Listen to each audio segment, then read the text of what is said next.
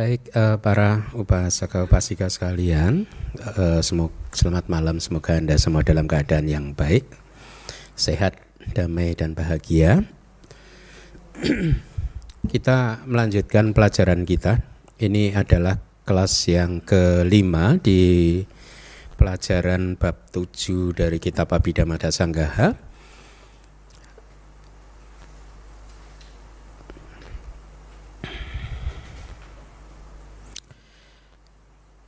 Sekarang kita akan diperkenalkan dengan terminologi yang baru lagi, ya. Dua dasak maganggani, ya. Magangga Anda harusnya bisa menerjemahkan apa itu magangga itu. Itu sama dengan bawangga. Bawangga apa? Faktor kehidupan. Magangga faktor jalan, ya. Dua dasak 12. Berarti sekarang kita diperkenalkan, makanya tadi saya katakan sebagai terminologi baru karena di sini disampaikan ada 12 faktor jalan, ya. Berbeda dengan apa yang selama ini kita kenal atau Anda dengar, yaitu apa? Jalan mulia berunsur 8, ya. Kenapa di sini ada 12? Nanti alasannya akan disebutkan. Ikuti saya dulu 12 faktor jalan tersebut. Yang pertama adalah samadhi. Pandangan benar. Sama sangkapa. Pikiran benar. Sama waca. Ucapan benar. Sama kamanta. Perbuatan benar. Ya, Anda tahu kan karma kan, kama kan? Ya, ini perbuatan benar. Sama ajiwa. Penghidupan benar. Sama wayama. Usaha benar. Sama sati. Perhatian penuh benar. Sama samadhi. Konsentrasi benar. Micca didik. Pandangan salah. Micca sangkapa. Pikiran salah. Micca wayama. Usaha salah. Micca samadhi. Konsentrasi salah. Sebenarnya bisa konsentrasi yang salah, konsentrasi yang benar begitu ya, tapi karena tidak terlalu berbeda maka yangnya saya hilangkan. Jadi demikianlah, itu tadi harusnya sudah 8 ya. Jadi dari 12 itu kita dapatkan dari jalan mulia berunsur 8 seperti biasa, dan dari faktor jalan yang aku salah, yaitu micca didik, micca sangkapa, micca wayama, dan micca samadhi. Micca ya, micca samadhi. Ini bahasa Indonesianya tadi sudah kita baca, harusnya kita bisa skip ya. 12 faktor-faktor jalan adalah pandangan benar dan seterusnya. Mari kita lihat penjelasannya dari kitab Wibawinidika. Terdapat jalan-jalan ya yang menuju ke kelahiran yang menyedihkan, menuju ke kelahiran yang penuh kebahagiaan, dan menuju ke nibbana. Jadi jalan ini ada 3 jalan yang menuju ke tempat tujuan yang berbeda, ya, yaitu ke kelahiran yang menyedihkan, penuh kebahagiaan, dan nibbana. Makanya kita menemukan 4 faktor jalan yang aku salah, karena 4 jalan itu menuju ke kelahiran yang menyedihkan. Faktor-faktor jalan adalah faktor-faktor jalan-jalan tersebut yang menjadi sebuah jalur yang menuju pada kelahiran tertentu atau kelahiran tersebut. Ya, kelahiran yang menyedihkan itu bahasa Palinya sugati, dugati, ya. Kalau yang penuh kebahagiaan berarti sugati. Kalau dugati G-nya 2, dugati. Kalau sugati G-nya 1, sugati. kemudian nibbana. Ya, jadi karena merujuk kepada jalan yang menuju ke arah tiga jenis dhamma inilah, maka kita kemudian sekarang diperkenalkan dengan 12 faktor jalan. Pandangan benar sekarang dikupas satu persatu adalah dhamma yang melihat dengan benar tanpa kesalahan, artinya tidak kebalikannya, ya. Dhamma tersebut ada 10 jenis, saya rasa di buku manual 5 mungkin ya, sudah saya sampaikan kali ya, yang 10 jenis pandangan benar, yaitu ada yang didanakan, ada yang dikorbankan, ada yang dipersembahkan dan seterusnya itu. Ya, ada kan ya? Harusnya di buku manual 5 saya sudah kupas. Jadi yang satu adalah ada yang didanakan atau nati dinang, atau bisa juga ati dinang, ada yang didermakan juga boleh diterjemahkan begitu.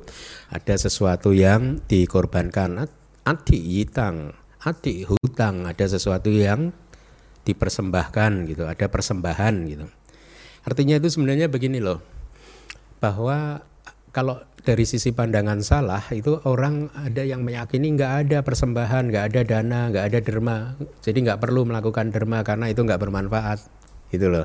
Itu maksudnya, bukan berarti nggak ada sesuatu yang didanakan, tidak mempunyai apa-apa untuk didanakan, begitu bukan ya. Ini pandangan salah yang berkaitan dengan seseorang yang tidak mempercayai adanya efek baik dari berderma dan seterusnya gitu. Tapi di sini kita sekarang membahas pandangan benarnya kan. Jadi ada sesuatu yang dikorbankan, dipersembahkan, ada buah dari hasil yang merupakan hasil dari kama baik ataupun kama buruk ya. Ada dunia ini, ada dunia lain. Ada saja kan orang yang mempercayai bahwa manusia ini satu-satunya makhluk di alam semesta ini, sudah tidak ada dunia lain kan ya. Yang mempercayai tidak ada dunia lain berarti mereka mempunyai pandangan yang salah. Ada ibu, ada ayah, ada yang nggak mempercayai itu ya. Artinya bahwa ibu nggak perlu dihormati, ayah nggak perlu dihormati begitu. Kalau yang memegang pandangan salah, tidak ada ibu, tidak ada ayah. Ada makhluk yang lahir secara spontan gitu kan ya, seterusnya kan. Ya, kita harus tahu memang ada makhluk yang lahir spontan, yaitu makhluk yang lahir di alam surga, Brahma, neraka, yaitu mereka lahirnya secara spontan. Artinya lahir langsung besar gitu, ya. Ada juga selanjutnya kalau dari sisi pandangan benar ada pertapa dan brahmana yang setelah melihat merealisasi melalui pengalaman langsung kemudian dia menyampaikannya kepada dunia ya, bahwa ada hukum karma dan lain sebagainya, apa yang kita pelajari di kitab suci ya, apa yang dilakukan oleh Buddha, apa yang dilakukan oleh murid-murid Buddha yang sudah merealisasi secara langsung, mereka menyampaikan apa yang mereka realisasi ya, bahwa ada dunia ini dan dunia lain. Itu yang dimaksud pandangan benar. Ada 10 aspeknya, Anda bisa baca di buku manual Abhidhamma yang ke-5 ya. Atau 4 jenis ya, 4 jenis. Kata-kata 4 jenis ini saya tidak menemukan penjelasannya, tetapi saya menduga 4 jenis ini adalah, karena ini berkaitan dengan pandangan benar, harusnya adalah 4 jenis pemahaman yang akurat mengenai 4 kebenaran mulia ya, yaitu parinya. Saya Utara udah ceramah tentang ini kan.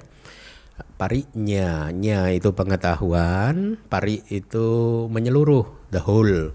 Jadi kalau ada benda, pari itu ya semuanya utuh ini, ya lengkap, jadi sempurna gitu. Bisa diterjemahkan menjadi pemahaman akurat mengenai 4 kebenaran mulia. Jadi inilah sebenarnya yang harus kita realisasi, memahami 4 kebenaran mulia ya. Mereka yang mencapai pengetahuan jalan dan pengetahuan buah pada hakikatnya adalah mereka yang sudah memahami dengan akurat 4 kebenaran mulia. Bahkan salah satu definisi dari wija, lawannya dari awija. Anda tahu wija? Wija berarti apa? Pengetahuan berarti. Ya. Karena awija ketidaktahuan. Ya, wija bisa diterjemahkan jadi pengetahuan. Ya, salah satu definisi dari wija adalah mengetahui 4 kebenaran mulia. Ya, wija itu nama apa, istilah konsep atau apa, samuti saja bahasa konvensional ya, kebenaran konvensional dari para mata dhamma atau dhamma realitas hakiki yang bernama cetasika amoha ya. Kalau wija adalah definisinya mengetahui 4 kebenaran mulia, maka awija definisinya tidak mengetahui ya. Duke anyanang, kalau yang sudah belajar Pali pasti tahu itu. Apa itu? Duke itu duke accusative atau locative accusative. Berarti anyanang. Apa itu? Tanpa nyana pengetahuan, berarti tanpa pengetahuan terhadap duka. Duke anyanang. Duka samudaya nyanang. Berarti tanpa pengetahuan tentang asal mula duka dan juga duka nirodha nyanang gitu. Jadi tanpa pengetahuan tentang berhentinya duka. Duka nirodha gamini duka nirodha gamini pati pada. Ya, yang keempat harusnya mungkin cukup magge gitu ya. Karena cukup jalan gitu, tentang nggak usah panjang. Jadi ketidaktahuan tentang jalan, maksudnya jalan yang menuju ke berhentinya duka gitu. Nah, pandangan benar ini cetasika apa? Ada ya cetasika panya ya?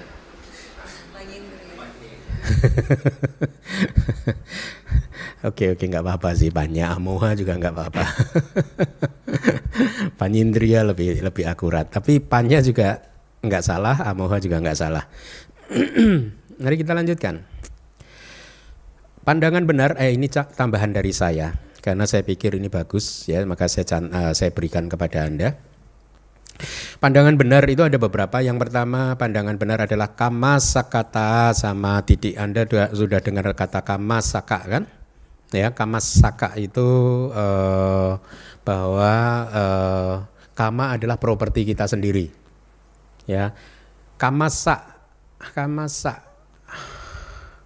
bukan kamas plus kama plus saka gitu, bukan kamasa, bukan kamas plus laka. Jadi karma adalah properti kita sendiri, tapi ada tambahan ta di belakang, ini jadinya jadi kata benda abstrak. Kama yang menjadi sulit diterjemahkan.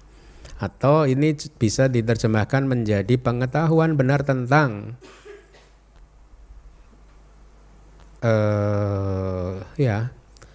tentang karma sebagai properti. Agak sulit sih, sakata itu berarti abstrak sih. Kalau properti, kepropertian kan nggak enak ya. Kepropertian kita sendiri, pemilik. Oh ya, pandangan benar tentang kepemilikan kama. Ya. Bagus. Ya. Jadi lihat, itu pandangan benar. Kalau kita benar-benar kokoh di sini, bahwa kita benar-benar kuat di pandangan benar tentang kepemilikan kama, bahwa kita ini adalah pemilik dari karma kita sendiri, maka kita nggak pernah komplain. Kalau Anda coba renungkan ya, komplain itu muncul karena kita lupa bahwa kita pemilik karma kita sendiri. Apapun yang kita alami kan buah dari perbuatan kita sendiri. Jadi nggak perlu komplain sebenarnya. Ya. Nah, itu yang pertama. Yang kedua adalah vipassana sama didik. Kebetulan itu saya sejak kemarin sedang menerjemahkan Sutta Mahacatalisaka Sutta ya, dari Majjhima Nikaya.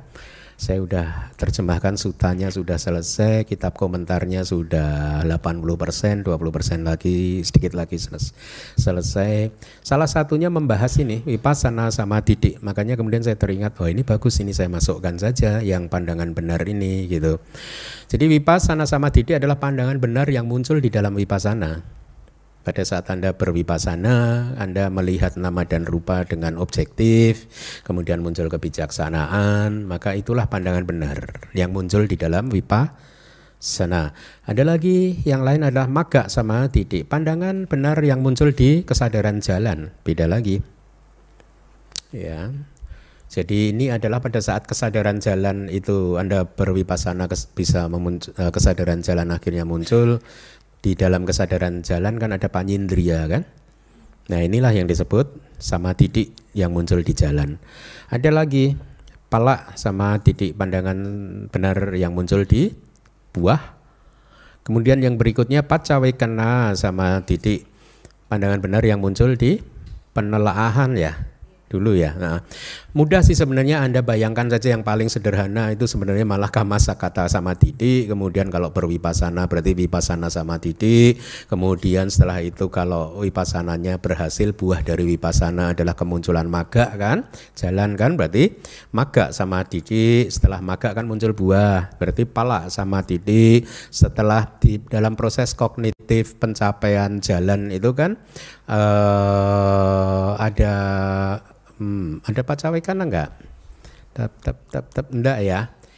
Pada saat berwipasana. Jadi pada saat Anda berwipasana kemudian muncul magga, muncul jalan, muncul buah. Setelah itu biasanya akan muncul proses yang disebut penelaahan. Ya, pada saat menelaah kembali untuk melihat kembali sudah menghancurkan berapa kilesa Anda. Ya, kilesa apa saja yang sudah dihancurkan, kilesa apa yang belum dihancurkan dan seterusnya ya. Kemudian pada saat itulah muncul pacawekana, itulah yang disebut, bukan muncul, pandangan benar yang muncul di proses penelaahan itu diistilahkan sebagai pacawekana samadhi. Kemudian yang terakhir jana samadhi malah ditempatkan di terakhir ya. Sebenarnya ya ini adalah pandangan benar yang muncul di kesadaran jana. Ya, nah kalau Anda cermati dari 6 jenis pandangan benar ini, yang logia yang mana, yang lokuttara yang mana? 1, 2 logia, terus?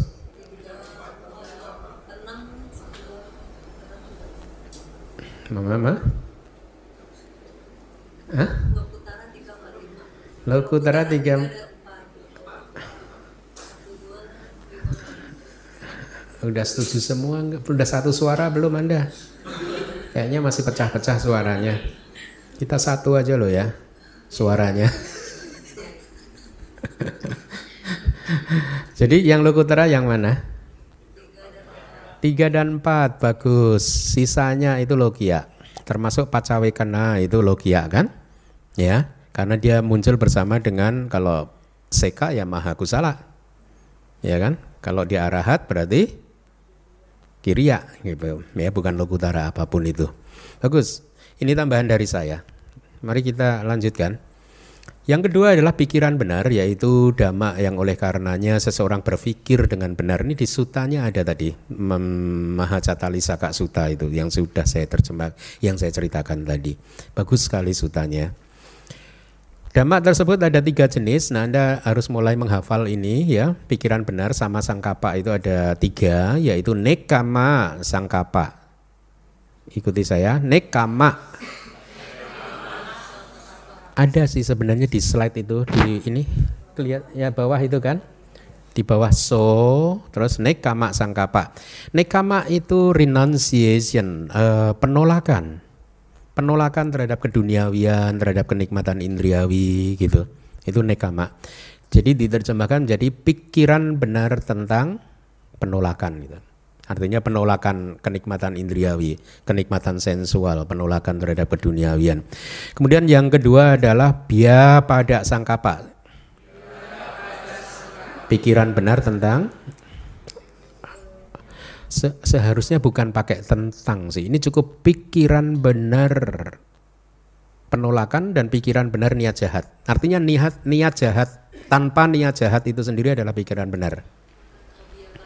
Abhyapada, bukan bhyapada. Abhyapada sangkapa. Yaitu pikiran benar tanpa niat jahat. Bhyapada kan Anda tahu kan ya. Ini abhyapada. Kemudian awihimsa sangkapa. A plus vihimsa. Vihimsa itu kekejaman sadis. Ya, jiwa yang sadis, kejam, cruel gitu. Ini A tanpa. Jadi pikiran benar tanpa kekejaman. Ya, berarti ada berapa pikiran benar? 3 apa saja? Terus? Iya, bagus. Anda harus hafalkan. Cetasika apa ini semuanya? Hmm? Hmm? Deng, deng, deng, deng. Ambil sangkapanya aja, sangkapa pikiran. Sangkapa itu nama lain dari witaka. Witaka, bukan witaka. Itu nama lain dari witaka. Jadi semuanya ini adalah cetasika witaka. Ya makanya seringkali orang mencampur adukkan terjemahan witaka sebagai pikiran. Gitu. Kalau kita belajar abhidhamma, witaka tidak selebar itu, artinya tidak bisa diterjemahkan pikiran kan? Karena witaka itu adalah, masih ingat nggak pelajaran bab kedua? Witaka itu adalah faktor mental yang abhiniropana. Abhiniropana itu cetaso abhiniropana, itu salah satu karakteristik dari witaka. Cetaso abhiniropana. Abhiniropana itu apa ya? Kayak mengarahkan gitu, bukan awajana ya. Kayak pengarahan directing kesadaran ke objek. Itu witaka. Itu karakteristiknya kan mengarahkan arus kesadaran ke objek. Kalau panca dwara wajana cita kan mengarahkan arus kesadaran ke pintu, bukan ke objek. Kelima pintu, ya kalau panca dwara wajana kelima pintu kan. Kalau mano dwara wajana pintu batin. Witaka bukan mengarahkan ke pintu, langsung dia mengarahkan ke objek. Makanya fungsinya menembus objek kan. Ya, Anda masih ingat nggak pelajaran kedua? Dia fungsinya kayak menusuk objeknya gitu. Hah? Ya memukul.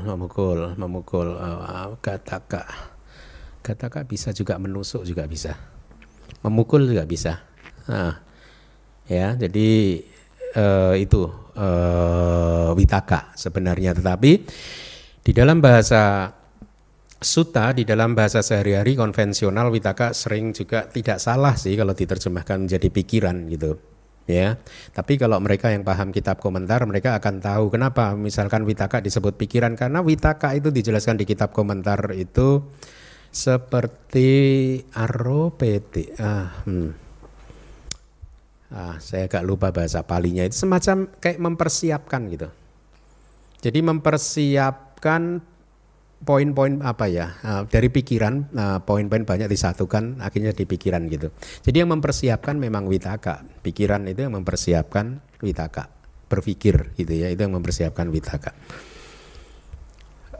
Makanya sekali lagi tidak salah juga kalau kita memakai bahasa konvensional, witaka diterjemahkan menjadi pikiran. Ya, makanya sekali lagi sangkapa itu cetasika apa?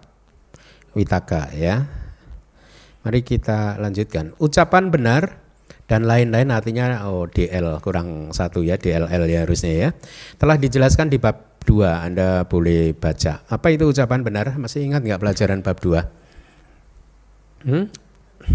Ucapan benar cetasika apa dulu untuk supaya Anda mudah memahaminya? Apa itu cetasika apa? Termasuk dalam bagian cetasika apa? Wirati itu bahasa Indonesianya apa? Penahanan diri, berarti sama waca ucapan benar adalah penahanan diri terhadap ucapan yang salah. Ucapan yang salah ada berapa?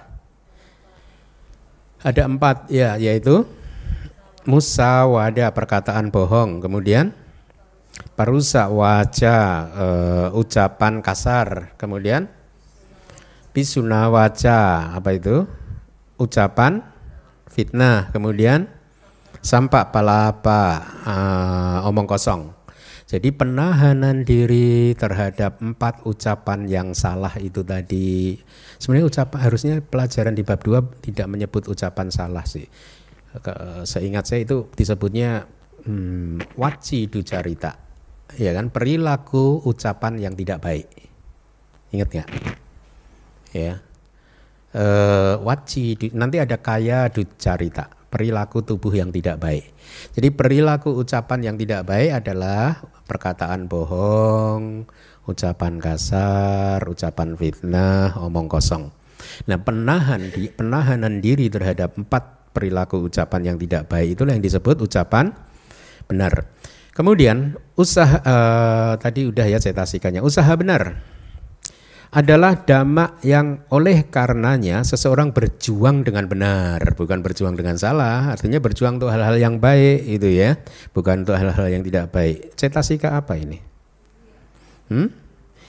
Oh ya, bagus, wirya ya. Kemudian kok langsung perhatian benar, berarti di skip ya. Usaha benar sama wayama. Oh iya ya, sama sati ya. Bentar.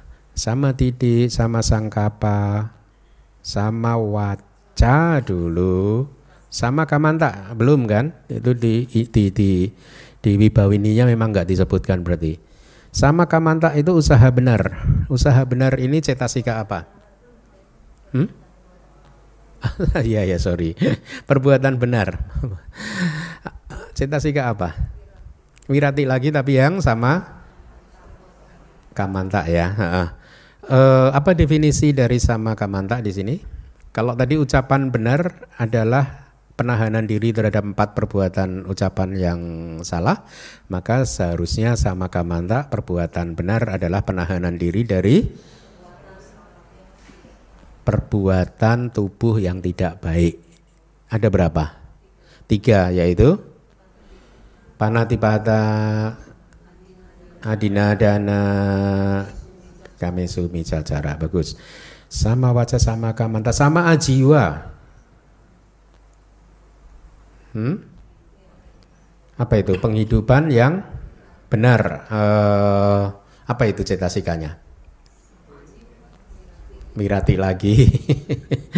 Bagus ya, berarti 3 wirati sudah ya. Sama waca, sama kamanta, sama ajiwa sudah ya. Yaitu kalau untuk umat ya sama ajiwa itu ya bermata pencaharian yang tidak melanggar Pancasila, bermata pencaharian yang bukan termasuk dari 5 perdagangan yang dilarang ya. Kalau untuk biku banyak ya.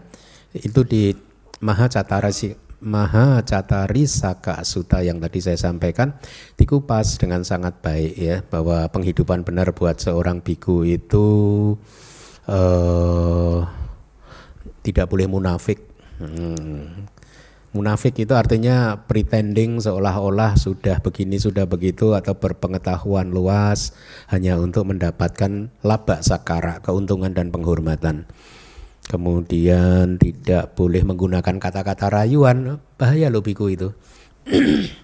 Saya kadang itu kalau berkata-kata harus hati-hati, jangan sampai kata-kata saya itu kayak menginsinuasi ya, apa ya, kayak membujuk secara tidak langsung buat seseorang untuk mensupport saya dalam hal-hal tertentu begitu. Itu definisi dari kata-kata rayuan, ya, merayu secara tidak langsung dengan tujuan untuk tadi mendapatkan laba sakara, yaitu keuntungan dan juga penghormatan gitu ya. Dengan kalimat tidak langsung mengarahkan umat untuk ini secara tidak langsung, itu pun tidak boleh. Itu termasuk pelanggaran, termasuk penghidupan yang tidak baik. Perdukunan juga nggak boleh. Seorang biku nggak boleh acting seperti dukun. Nggak boleh, itu penghidupan yang salah ya. Kalau di dalam kitab komentar nanti di sutta yang tadi saya ceritakan ada, itu rencana mungkin nanti jadi buku ketiga nanti. Bertindak atau berperilaku seperti dukun itu ya meramal, ya memberi ini berdasarkan tanda ini itu gitu. Seperti dukun lah, biku nggak boleh. Itu adalah penghidupan yang salah. Ya, bukan penghidupan yang benar ya. Maka ada yang lain lagi ya, tipuan. Kalau tipuan udah pasti ya, kita nggak boleh menipu kan. Mengancam juga nggak boleh hanya untuk mendapatkan sesuatu. Kalau nggak dana nanti masuk neraka loh, nah gitu. Nggak boleh. Ya, itu untuk biku itu ya. Pertanyaan saya, kalau biku nggak boleh begitu tadi, berarti kalau tanpa rayuan boleh nggak? Langsung aja minta. Terus terang. Oh, apalagi. Seorang biku tidak diperbolehkan minta kepada siapapun umat yang tidak menyampaikan invitation, undangan bahwa saya akan memenuhi apa yang Bante penuhi, begitu. Selama umat tidak begitu, seorang biku tidak boleh minta apa-apa. Air minum aja yang netral aja, nggak boleh teh, kopi nggak boleh juga. Tolong dong Pak Johan, kopinya kok nggak ada nih, nggak boleh. Nggak boleh melanggar. Kalau air boleh, air. Hanya itu, kasihan ya. Makanya saya bilang enak ya jadi biku Theravada, ada kan yang komentar gitu kan. Saya selalu dalam hati Anda itu loh. Kalau udah tahu enak kenapa nggak mau? Anda justru jadi biku nggak mau kok bilang enak. Mari kita lanjutkan. Perhatian benar yaitu sati ya. Perhatian penuh benar harusnya. Saya perbaiki terjemahannya di buku Sutta, perhatian penuh yang benar itu. Adalah dhamma yang oleh karenanya seseorang mengingat dengan benar, lihat tuh mengingatkan. Gitu. Memori kan, sati kan, ya. Cetasika apa? Mudah ya. Sati. Konsentrasi benar, cetasika apa? Ekagata, ya. Dhamma yang oleh karenanya kesadaran diletakkan dengan benar dan rata, itu artinya kesadaran ini objek dia benar-benar menempel jadi satu gitu. Ya, makanya saya terjemahkan ekagata menjadi apa? Kemanunggalan. Kemanunggalan itu keadaan menjadi satu. Ya, atau bahasa Inggrisnya one pointedness. Ya, keadaan untuk menjadi tunggal, manunggal. Kemudian terdapat 5 jenis kemanunggalan atau ekagata, yaitu jana 1, jana 2, jana 3, jana 4, jana 5. Jana 5 di sini termasuk arupa jana ya. Harusnya kita sudah jalan mulia berunsur 8 atau jalan yang menuju ke kelahiran di alam yang baik serta menuju ke nibbana sudah. Sekarang kita lihat jalan yang akusala yang menuju ke kelahiran di alam yang penuh penderitaan atau alam yang menyedihkan. Yang pertama adalah pandangan salah ya. Pandangan salah adalah faktor-faktor dan lain-lain ini adalah faktor jalan karena mereka adalah jalan menuju ke kelahiran yang menyedihkan gitu. Pandangan salah itu cetasika apa? Mudah ya, didik ya. Kemudian tadi yang kedua apa setelah pandangan salah adalah pikiran salah kan? Pikiran salah cetasika apa? Tengdung, tetot. Dah, waktunya habis. Vitaka.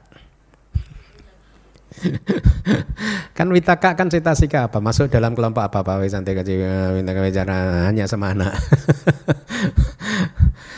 Ya? Hanya semana itu kan kanan kiri oke kan? Nah, jadi vitaka juga karena dia bisa kusala dan bisa. Terus yang ketiga tadi apa? Usaha salah ya? Micawayama ya? Usaha yang salah. Itu cetasika apa? Wirya juga. Kemudian konsentrasi salah itu apa?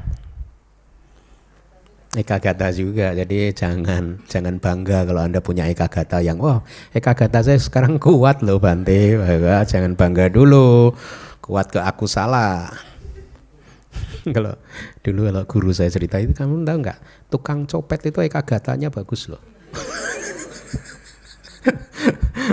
Tukang copet itu kalau ekagatanya nggak bagus nggak dapet loh dia. Konsentrasi beneran. Terus dia gini lagi beliau, kucing juga begitu. Kucing itu kalau dia menunggu di depan rumah tikus, yang lubang tikus itu, dia menunggu penuh konsentrasi itu. Iya enggak? Pokoknya begitu dia nongol langsung diterkam itu. Kalau nggak pakai konsentrasi nggak bisa loh. Ya, jadi makanya ekagata yang buruk itu begitu itu. Nah, jadi jalan yang aku salah hanya itu ya. Walaupun di dalam sutta kadang kita menemukan istilah micca, sati atau perhatian penuh yang salah ya.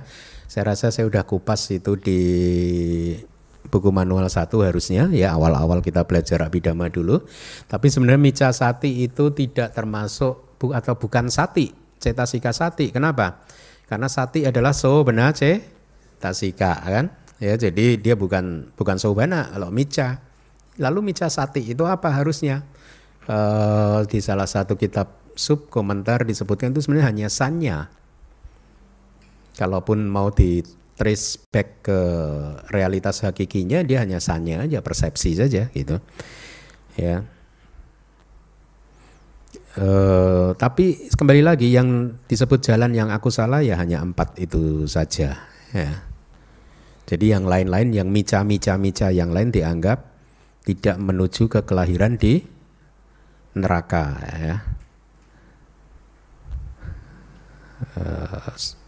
Saya ralat, belum tentu begitu sih. Itu kata-kata saya sih. Saya ralat. Ya.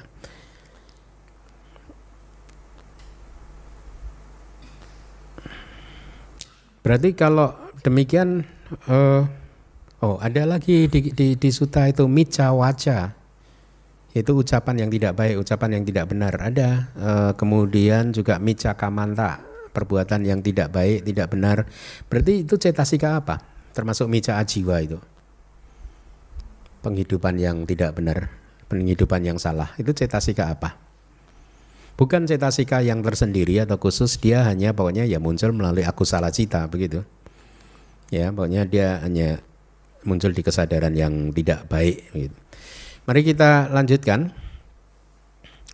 Berikutnya adalah bawi sati indriya. Bawi sati, Anda sudah bertemu bawi sati di hafalan Abhidhamma Sanggaha? Bawi sati apa? Ketemu enggak sih? Belum ya? 22.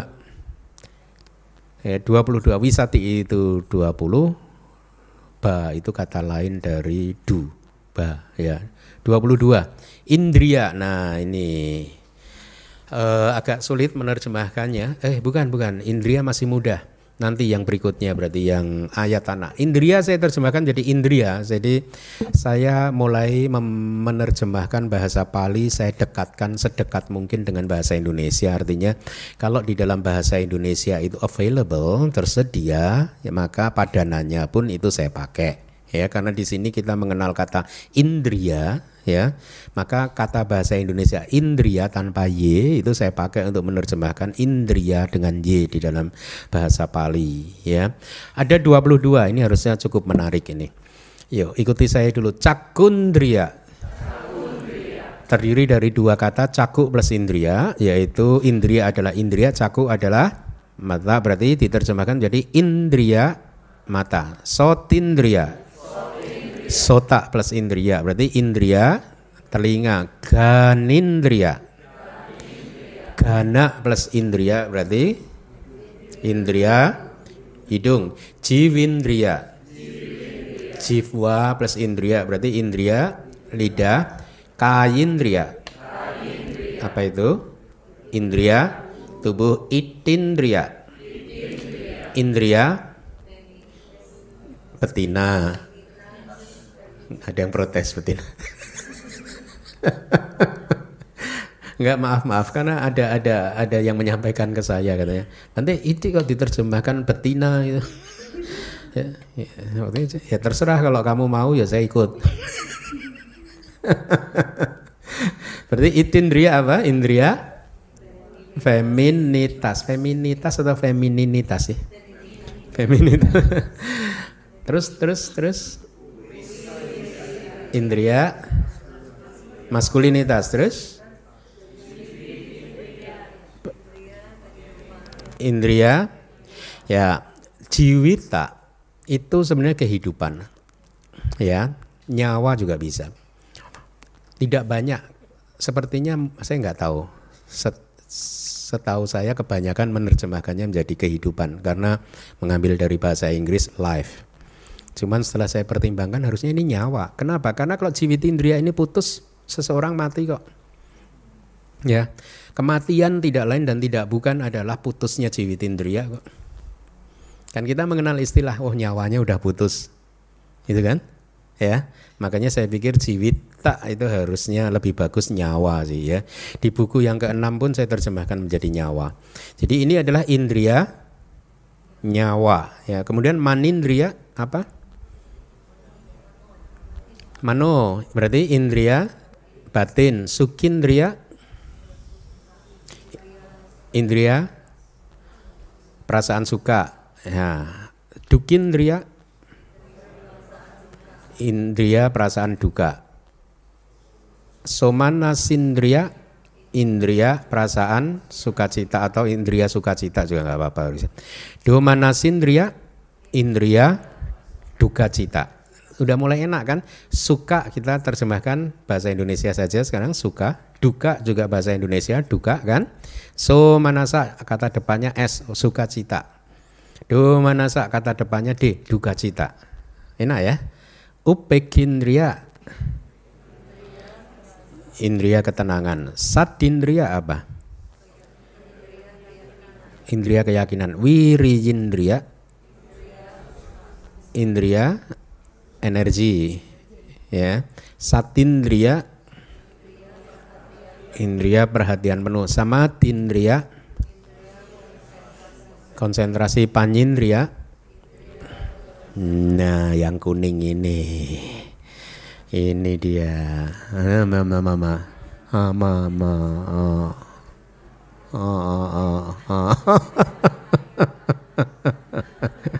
Nah, ribet ya, lidahnya udah kebelit-belit kan. Ya enggak?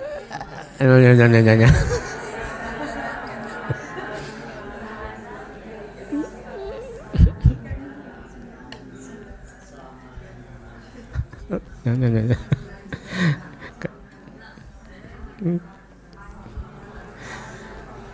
Oh. Oke, sudah sulit kan? Kita pecah-pecah dulu yuk. Yang kuning pertama itu terdiri dari beberapa kata harusnya. Plus an dulu, an plus. Enggak, dicatat dulu, Anda catat. An plus biar enak nanti Anda. An plus terus anyata.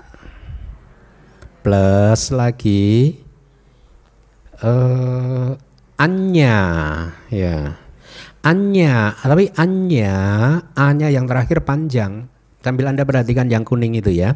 Itu kan an plus anyata plus anyata plus anya lagi. A-nya itu double tapi dia dipendekin. Plus setelah T itu kan A-nya pendek kan.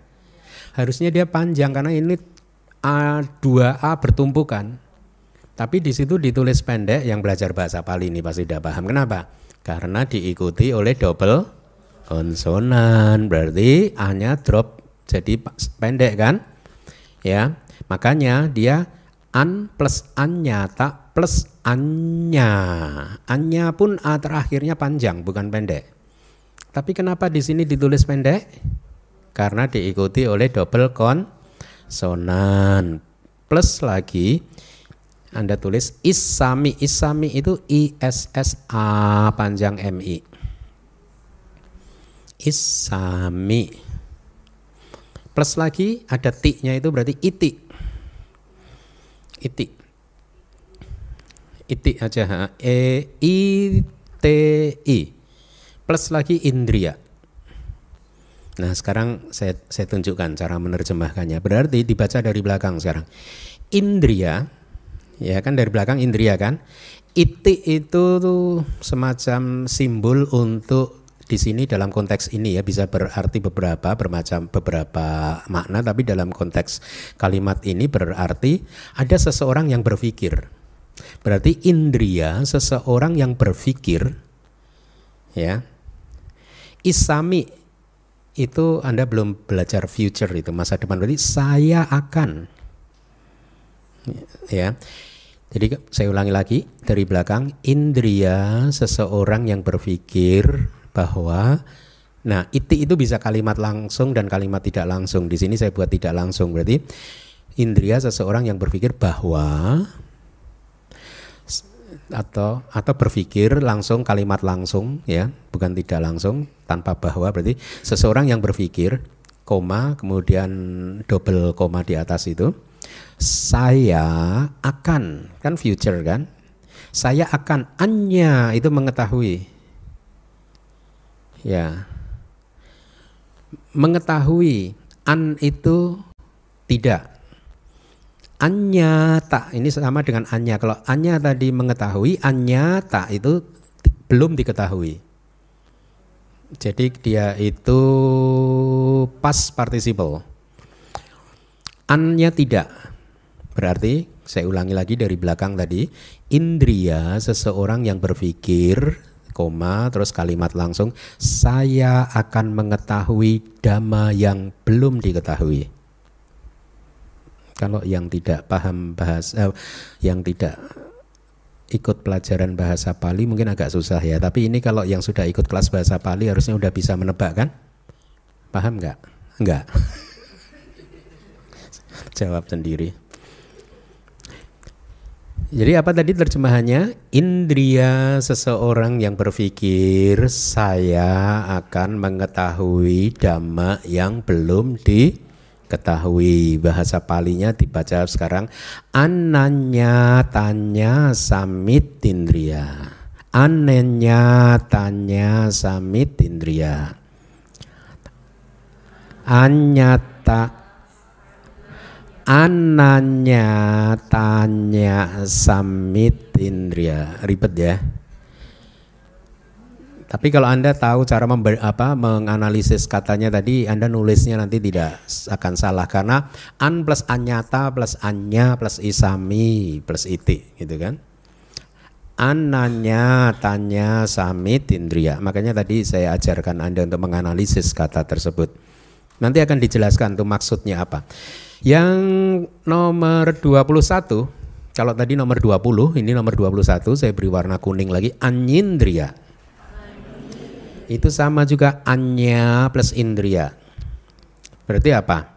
Indriya, kalau ini jadi kata benda, bukan kata kerja. Indriya pengetahuan. Tetapi untuk membedakan dengan nyana, biasanya Western scholar, ilmuwan Buddhis di Barat termasuk Bhikkhu Bodhi atau ilmuwan Buddhis yang lain, dia membedakannya ini menjadi pengetahuan final, pengetahuan akhir. Ini pengetahuan kearahatan. Jadi yang tadi juga begitu, pengetahuan kearahatan. Jadi yang ke-21 terjemahannya adalah indriya pengetahuan final. Ya, berarti tadi juga bisa diterjemahkan jadi begini, indria seseorang yang berpikir saya akan mengetahui pengetahuan final yang belum diketahui. Bisa juga. Ya, itu lebih bagus. Saya akan mengetahui pengetahuan final yang belum diketahui. Kalau sekarang anyindriya adalah indria pengetahuan final. Anyata wi indriya ya, yang ke-22 ya berarti ya. Saya akan analisis kalimat itu jadi dua kata harusnya. Anyatawi. Anyatawi harusnya panjang i-nya. Anyatawi, tapi waktu disambung dengan indriya i-nya jadi pendek. Tapi kalau dipecah anyatawi gitu. Artinya anyatawi itu artinya seseorang yang telah memiliki pengetahuan final. Nah, jadi Anda mulai bisa bayangkan tiga ini berbeda kan? Kalau tadi dia sedang bertekad ingin mendapatkan pengetahuan final, saya ingin mengetahui pengetahuan final yang belum saya ketahui. Yang keduanya adalah anyindriya, pengetahuan final itu sendiri. Yang ketiga adalah sudah mengetahui dia. Nanti akan dijelaskan. Jadi ini proses bertahap. Jadi mari kita baca lagi. Ananya tanya samit indriya. Ananya tanya samit indriya. Anyindriya. Anyatawindriya. Anyatawi plus indriya ya. Jadi itu yang terakhir itu merujuk kepada seorang arahat harusnya. Tapi mari kita lihat penjelasan dari Wibawinidikanya. 22 indriya, bukan 20, ini kurang ya. Saya rasa kita bisa skip ya. Kita bisa lompatin karena saya sudah jelaskan kan tadi. Nah, ini itu maksud saya itu, lihat. Indriya kebijaksanaan, kemudian yang kedua adalah indriya titik 2 artinya itu berpikir. Tadi kan indria seseorang yang berpikir gitu kan. Tapi itu kan saya lihat itu saya tulis hanya di slide, lihat itu indria titik dua kan. Kemudian kan apa itu tanda apa sih itu? Kalimat langsung begitu. Quotation. Kalimat langsung. Saya akan mengetahui pengetahuan final yang belum diketahui, artinya belum dia ketahui. Ya. Kemudian yang berikutnya indria pengetahuan final, yang terakhir indria seseorang yang telah memiliki pengetahuan final. Ya. Seharusnya, tapi nanti kita lihat di penjelasan. Yang nomor 20 itu indria seseorang yang ingin mengetahui pengetahuan final yang belum diketahui ini muncul pada saat seseorang berwipasana. Dalam satu tahapan dia akan muncul tekad seperti itu, dalam tahapan yang sudah bagus dia akan bertekad, saya ingin mengejar ini, mengetahui sesuatu yang belum saya ketahui ini. Ya. Itu ya. Ya, seharusnya nanti dijelaskan. Mari kita lihat. Damak-damak yang menyebabkan dirinya sendiri diikuti. Ini Wibawini hanya ingin memudahkan Anda, membantu Anda supaya Anda mudah untuk menghafal 22 indria tadi, ya. Yang pertama adalah diikuti oleh kesadaran mata dan lain-lain pada saat penglihatan. Berarti tadi ada cakun indria, kemudian apa? Sotindria, ganindria dan seterusnya kan, 5 kan. Kemudian nomor 6 apa tadi? Iti ya. Berarti setelah panca indera ini, jadi ini apa? Peta kehidupan secara global, secara menyeluruh. Yang pertama pengalaman lewat panca indera, ya, indria panca indera 5, kemudian 2 dari jenis kelamin, itindria dan purisindria, kemudian yang ke-8 apa? Nyawanya kan, jiwitindria, ya. Tapi di sini ada keterangan yang tambahan, Anda lihat nomor 3 itu. Oleh nyawa dhamma-dhamma yang berasosiasi dengan materi yang lahir dari kama, ya, ketika hidup. Ya, jiwitindria itu kalau materi, dia materi yang lahir dari apa sih? Nah, kama jarupa kan, maka di sini hanya disebutkan karma kan, ya.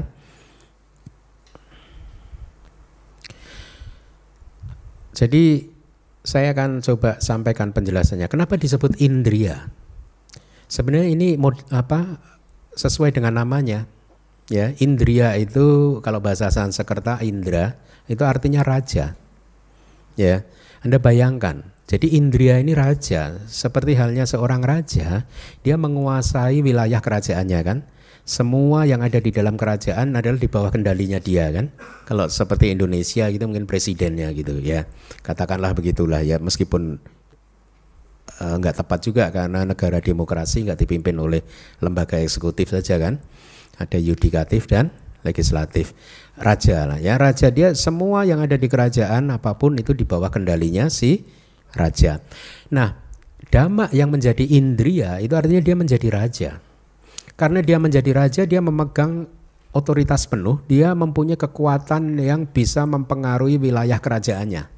Ibaratnya begitu. Dengan kata lain, karena cakuk pasada itu juga disebut indria, materi transparansi mata itu adalah juga indria, maka materi transparansi mata sebagai raja dia memegang peranan penuh penting dalam hal proses melihat. Di dalam wilayah penglihatan rajanya siapa? Cakuk pasada loh, bukan kesadaran mata loh malah. Artinya karena dia memegang peranan sentral, kalau cakuk pasada atau indera mata lah bahasa sehari-harinya begitu ya. Cakuk pasada, materi transparansi matanya sehat, penglihatan akan jelas.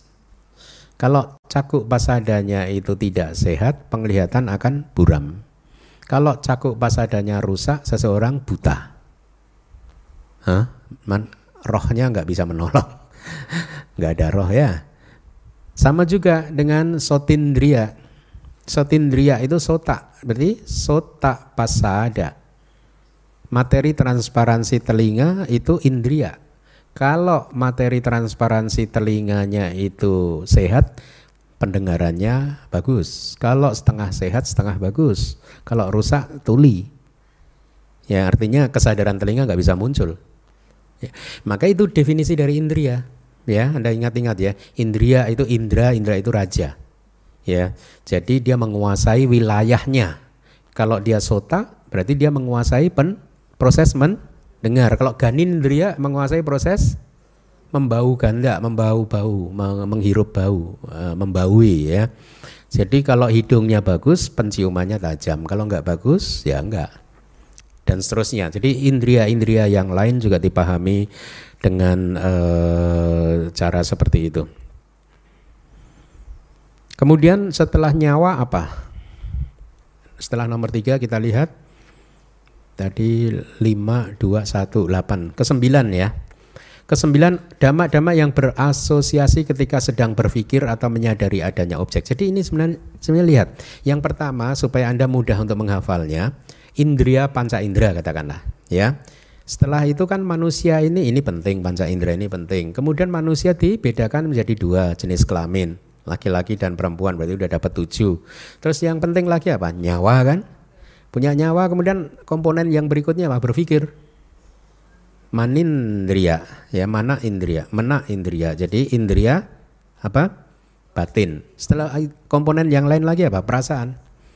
Perasaan di analisis berapa tadi? 5 ya. Sukindriya, dukindriya, somanasindriya, domanasin. Iya, berarti berapa tadi? 9 tambah 5, 14 ya. Betul. Kemudian yang ke-6, dhamma yang berlangsung karena adanya kekuatan keyakinan dan lain-lain pada saat ada keyakinan dan lain-lain. Berarti ini sada kan? Ya. Sadindriya 15 kan? Kemudian setelah itu apa tadi? Sadindriya, wiriyindriya. Ingat nggak? Apa berarti wiriyindriya? Wirya kan? Kemudian satindriya. Apa itu? Sati, kemudian 18 ekagata. Samadindriya, ekagata kan? Ekagata, kemudian ke 19 ya. 19 ya, apa? Panindriya, yaitu indriya kebijaksanaan. 19 kurang 3 kan? Yang tadi apa tuh?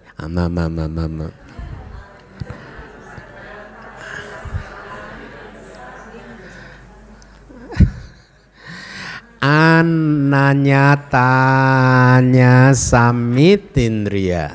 Masih ingat nggak? Kalau Anda ingat analisisnya dulu, anyata anya sami iti indriya. Yuk apa? Ananyatanya samitindriya. Yang nomor 21 anyindriya. 22 oh bagus, sudah pintar-pintar. Ya. Jadi itu nomor 7 tadi, saya atau oleh dhamma-dhamma yang menyertai yang berlangsung pada saat keberlangsungan realisasi. Saya akan mengetahui dhamma pengetahuan final dan seterusnya ya. Dari 22 indria ini ya, berapa realitas hakiki yang lokutara? Jangan di duniawi. Berapa? Yang lokia berapa? Yang lokutara berapa?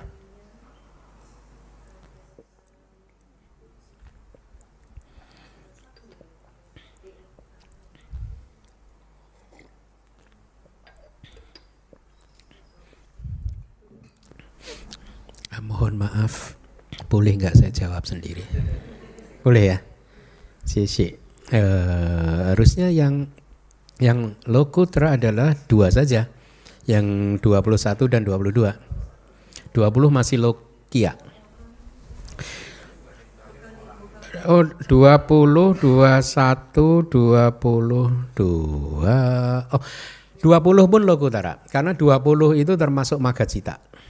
Range-nya panjang tapi termasuk magacita, termasuk panya yang muncul di magacita. Berarti 3. Sotapana, sotapati magacita. Yang 20 itu maksimal. Ketika dia berwipasana sampai terakhir Sotapati Magacita. Berarti yang Lokutara 20, 21, 22. Tapi 20 ini juga mencakup panya yang muncul di wipasana.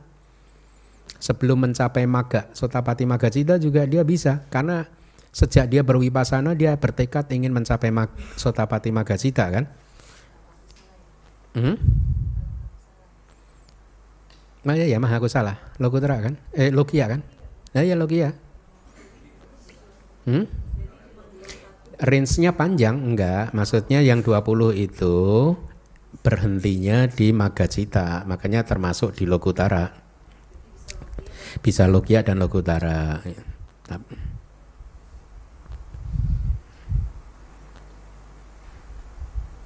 Oke. 21 itu Sotapati Pala sampai Arahata Maga. Pengetahuan final itu pengetahuan arahat. Arahat itu kan harus mencapai buah arahata. Yang mana? 21 itu Sotapati Pala sampai Arahata Maga. Jalan. Yang 22 Arahata Pala.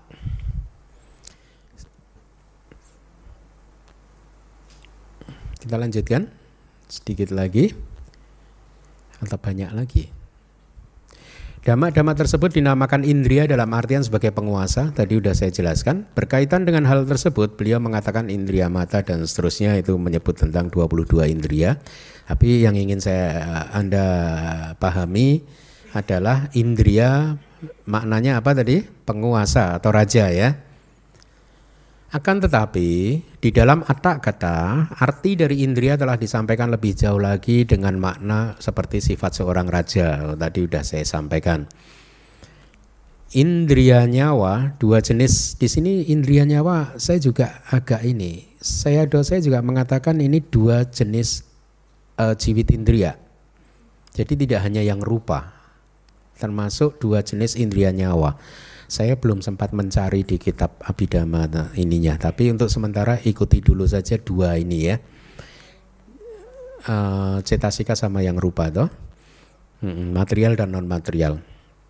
Nah, ini ada nih penjelasannya. Indriya, saya akan mengetahui pengetahuan final yang belum diketahui. Penjelasannya, indriya seseorang yang telah memasuki jalan dengan kecenderungan demikian. Artinya di sini memasuki jalan itu sedang berwipasana, ya, bukan sudah mencapai Magacita.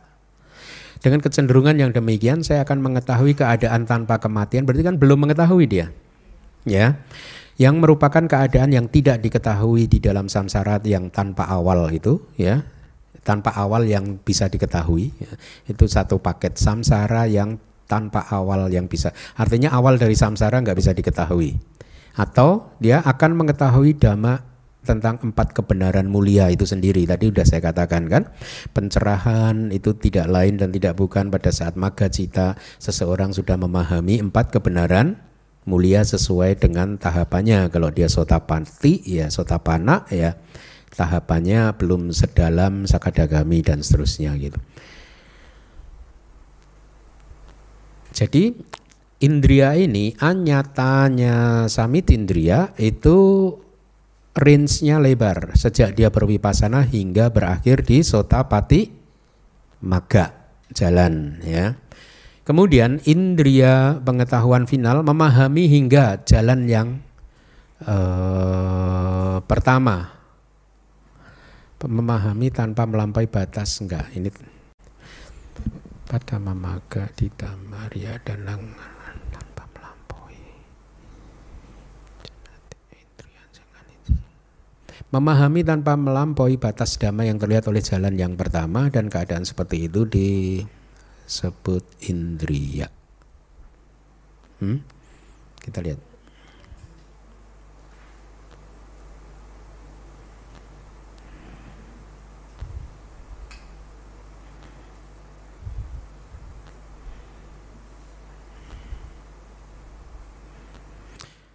Begini, untuk sementara begini dulu, Anda catat dulu. Jadi yang Nomor 20 adalah sampai Sotapati Magga. Nomor berikutnya seperti yang tadi saya sampaikan, Sotapati Pala nanti harusnya ada penjelasannya sampai ke Arahata Magga. Kemudian yang terakhir adalah Arahata Pala. Ya. Harusnya di belakang ada penjelasannya.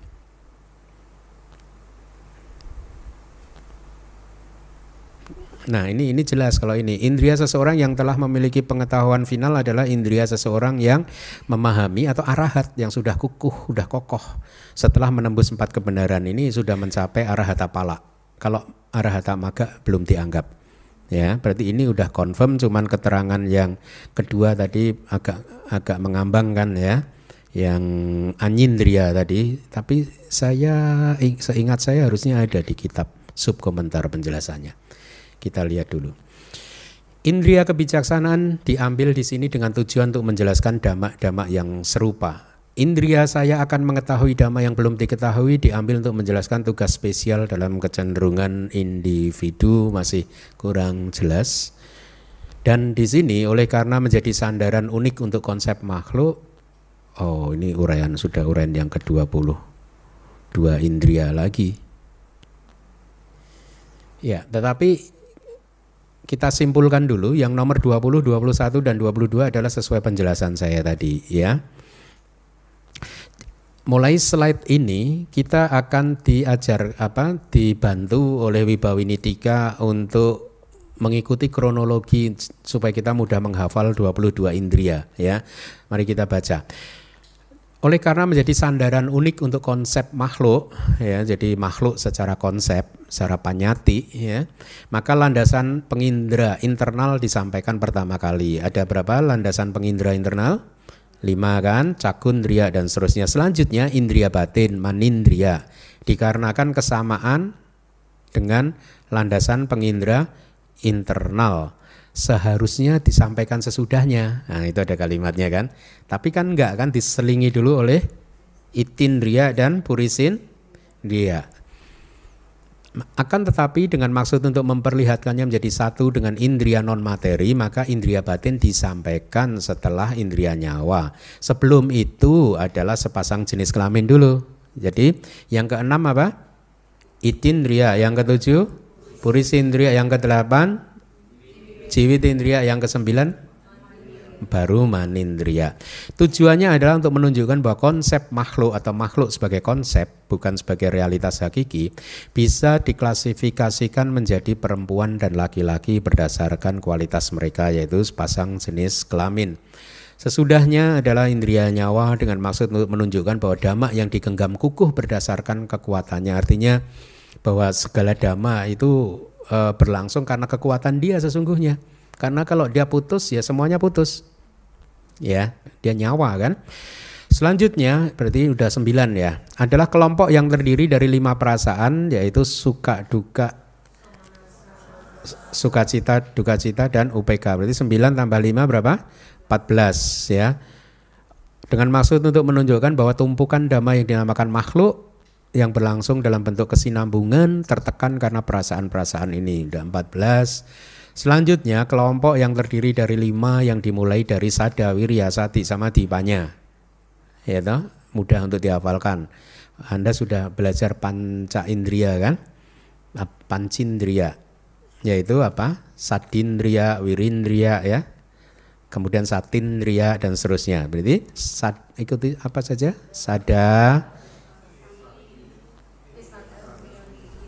Sada, wirya, sati, samadhi, panya. Berarti tadi 14 tambah 5 ya 19. Kurang yang 3 tadi apa? Yang ribet tadi.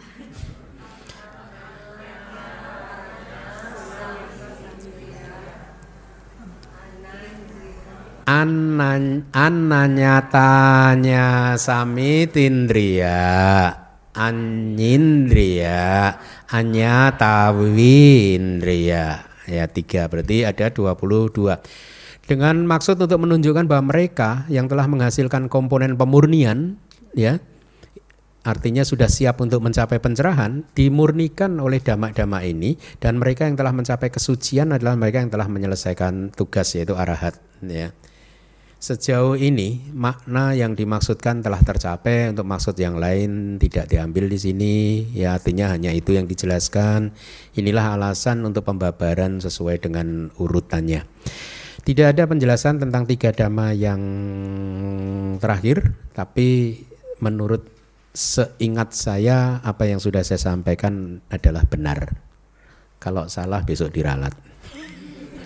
Benar, kayaknya benar sih. Terima kasih.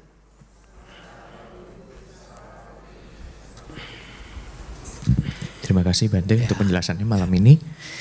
Bagi kalian Mita yang ingin bertanya, silahkan.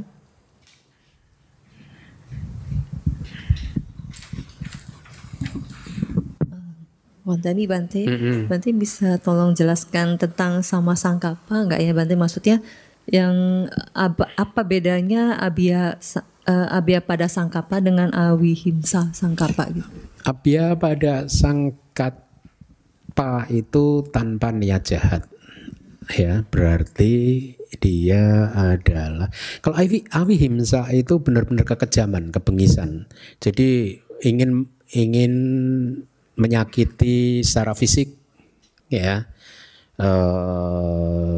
Kalau dicontohkan dulu itu seperti seseorang yang menyiksa binatang misalkan, itu udah wihimsa, dia sadis, kejam, ya. Menyiksa makhluk apapun, tidak hanya binatang lalu, ya tapi diberi contoh dulu itu binatang yang supaya nggak terlalu horor kan. Kalau abhyapada itu niatan jahat, kayak niatan mengelabui orang lain, niatan untuk menjerumuskan orang lain, niatan untuk membuat orang lain susah, itu masuk dalam abhyapada. Ya.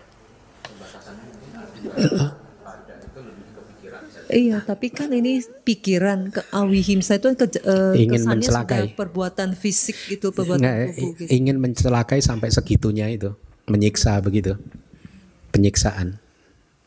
Ya. Pikiran yang tidak ingin menyiksa gitu aja ya Bante maksudnya. Itu lawannya compassion, belas kasih. Belas kasih. Berarti yang awihimsa ya belas kasih. Belas kasih. Jadi hanya pikiran untuk tidak mau menyakiti makhluk lain gitu. Menyiksa, menyakiti. Kalau yang nekama itu apakah hanya ini ya Bante, apa pabajita gitu atau gimana? Nekama sangkapa. Apakah itu pabajita ya? Enggak sih harusnya ya. Setiap umat berumah tangga misalkan pada saat mendapatkan dihadapkan pada kesempatan untuk menikmati kenikmatan indriawi kemudian dia menolaknya, itu termasuk juga sih. Termasuk pikiran untuk menolak sih. Jadi bukan monopoli pabajita saja sih. Anda kan sering kan pasti kan di dalam kehidupan sehari-hari menolak kan? Menolak kenikmatan sensual gitu ya, sering ya. Ya, makasih Bante. Ya. Silakan pertanyaan lain. Ya, selamat malam Bante. Saya mau tanya soal tadi kan ada yang duga terakhir di alam yang menderita misalnya. Saya terikat pertanyaan, ada yang misalnya di alam neraka itu makhluk-makhluk kan ada yang menderita, ada yang disiksa, terus pertanyaannya saya dengar ada pertanyaan, ada yang bertanya makhluk-makhluk itu yang menyiksa itu dari mana gitu maksudnya. Maksudnya makhluk itu terlahir yang menyiksa makhluk yang kita menderita itu. Seperti itu. Ya. Mohon penjelasan. Maksudnya siapa yang menyiksa? Makhluk itu dari mana gitu? Makhluk itu sebenarnya kan sama kan, di dunia manusia juga terjadi kan. Satu manusia menyiksa manusia yang lain kan, ya enggak? Jadi itu satu kemungkinan. Ya mereka memang makhluk biasa aja yang bertugas menyiksa, memang menyiksa. Seperti di zaman kerajaan dulu ada Algojo juga kan. Al-Quds yang diperintahkan oleh raja untuk menyiksa kan? Mirip kan? Mirip, logikanya mirip. Tapi ada juga cerita yang kedua, variasinya adalah begini. Saya lupa, dia bukan di neraka sih, harusnya dia yaka gitu ya, makhluk apa ya kayak bukan di neraka, jadi dia makhluk yaka gitu. Karena buah dari karma buruknya, maka dia selama matahari itu terbit, dia hidup normal di bumi atau di alam kelahirannya, normal. Tapi begitu matahari tenggelam, tiba-tiba dia seperti dikejar oleh makhluk lain gitu ya. Terus ditenggelamkan di danau dan lain sebagainya, seolah-olah seperti itu. Tapi dijelaskan di kitab, itu sesungguhnya adalah buah dari karma buruknya sendiri. Makhluk yang mengejar-ngejar itu sesungguhnya juga sebenarnya hanya ciptaan dari pikirannya sendiri gitu. Dia tersiksa oleh buah karma buruknya sendiri yang diciptakan oleh pikirannya sendiri. Jadi bukan makhluk yang nyata juga.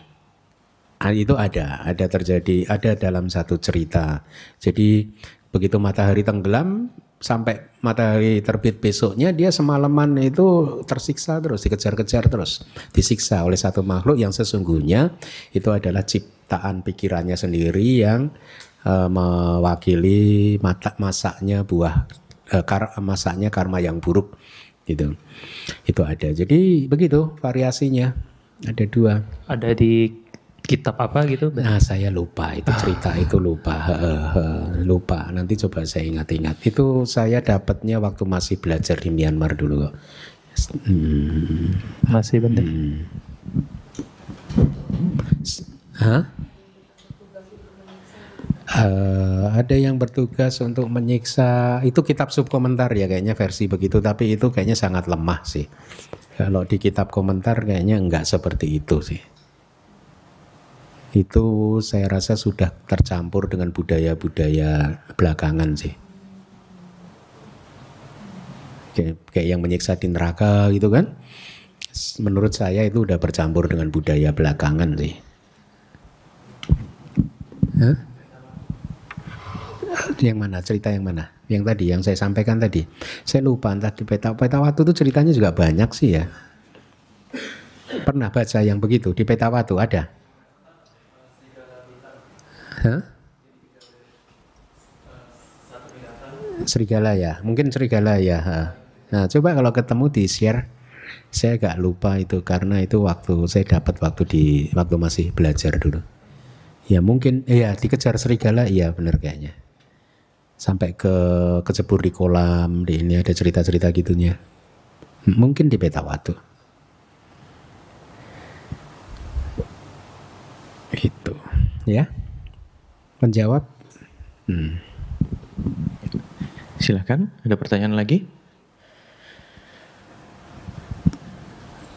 Kalau belum ada, mungkin saya sedikit menginformasikan bahwa minggu depan di kelas Pariyati kita akan kedatangan Asin Cakapala tanggal 17 Maret tepatnya.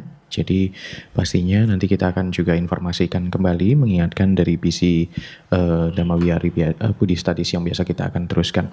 Pastinya diharapkan kehadiran Kalyanamita juga di tanggal 17 Maret hari Minggu. Ada lagi yang mau bertanya?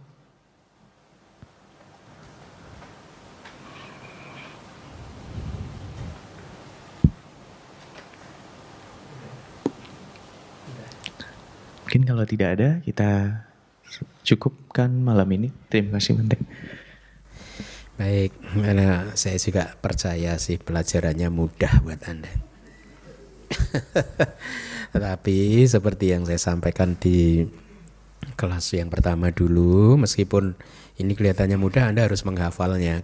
Nanti Anda akan merasa terkejut pada saat ternyata perspektif Anda terhadap ajaran Buddha semakin luas dengan memahami hal-hal ini.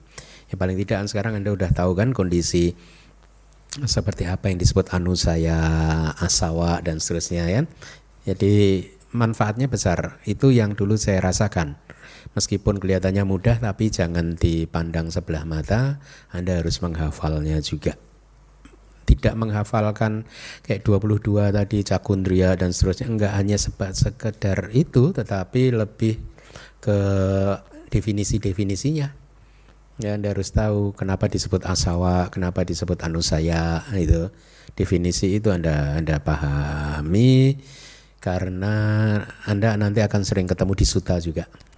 Ya, di Sutta Pitaka term-term atau istilah-istilah tadi itu bertebaran di sana sini gitu. Ya. Makanya sering saya katakan kan, mereka yang paham Abhidhamma pasti akan bisa menikmati cita rasa sutta dengan lebih baik lagi, lebih baik dibandingkan mereka yang nggak paham Abhidhamma gitu. Ya, pasti cita rasanya lebih nikmat ketika Anda menikmati sutta dengan lidah Abhidhamma. Setuju nggak? Setuju ya. Ya, tanpa kita sadari proses belajar kita sudah hampir selesai, bab 9 ya. Dari bab yang tersisa berarti bab 8 dan bab 9 hanya tinggal satu bab yang susah. Anda sebentar lagi terbebas dari kesulitan. Bab 8 susah, paling susah di antara 9 bab ya, itu paling rumit, paling sulit itu adalah bab 8, tapi bab 9 menarik lagi. Ya, makanya saya sering Acarya Anuruddha ini entah disetting dari awal atau tidak, beliau menyusun babnya itu sedemikian rupa sehingga mahasiswa itu sempat ambil nafas dulu. Ya, bab 1 kan enak ya, dikasih teaser dulu enak, begitu bab 2 loh agak susah ya, bab 3 agak mudah ya kan, bab 4 loh susah. Bab 5 mudah, bab 6 loh susah, bab 7 lumayan ya, enak ya, bab 8 loh. Jadi lihat, jadi dulu saya berpikir ini Acarya Anuruddha sengaja atau apa ini kok sedemikian rupa, tetapi sebenarnya meskipun diselang-seling begitu nyambung gitu, antara satu dan yang lainnya itu nyambung gitu ya. Anda udah rasakan kan bab 1 sampai bab 7 sekarang gitu kan, puzzle-puzzlenya itu nyambung-nyambung, enak banget. Makanya kita itu sangat mengagumi, kami para biku itu sangat mengagumi Acarya Anuruddha ya. Tapi walaupun ya Abhidhamma Sanggaha itu karya monumental yang fenomenal, maksud saya ya, dia usianya udah 1500 tahun dan sampai sekarang gini, Abhidhamma Sanggaha, eksistensi Abhidhamma Sanggaha bisa eksis sampai hari ini dan masih dianggap sebagai kitab utama, kunci utama untuk membuka gudang Abhidhamma Pitaka, itu bukannya tanpa tantangan loh. Sejak muncul itu tantangannya banyak loh. Ada kitab yang mencoba lagi mengcounter, enggak ini tetap aja ketenarannya itu sampai sekarang gitu.